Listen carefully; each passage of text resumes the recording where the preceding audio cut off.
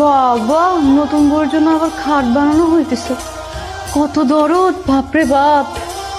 তুমি আবার আমার রুমে আসছো কেন? বলেছি না আর কোনো ঝামেলা করবো না, খুব ভয় পাও। তোমার উপর আমার কোনো ভরসা নাই, যাও আমার রুম থেকে।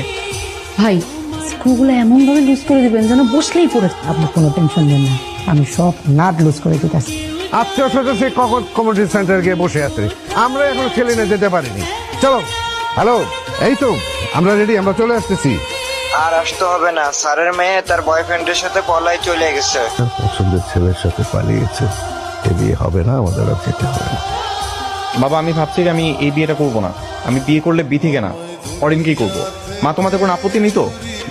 না না, আমাদের কোনো আপত্তি নেই। তুমি জিতে গেলে, অবশেষে তোমার আর আমার বিয়েটা হলো। দূরে দাঁড়িয়ে কথা বলবে, কাছে আসবে না? যেখানে বিয়ের আগে সবকিছু দেখে ফেলছো, সেখানে আর আমার লজ্জা লাগার মতো কিছু আছে? ইস, এত সহজ কথা বললাম না তো। বাসর ঘরে এরকম পচা কথা বলতে হয় না। তাহলে বাসর ঘরে কি করতে হয়? তুমি জানো না কি করতে হয়? আমার মাথা ভেঙে গেল। আমার পা ভেঙে গেছে। বাসর ঘরে খাট ভেঙে গেছে, মানুষজন শুনলে কি বলবে? নিজের পাতা ফাঁদে নিজেই পড়ে গেলাম।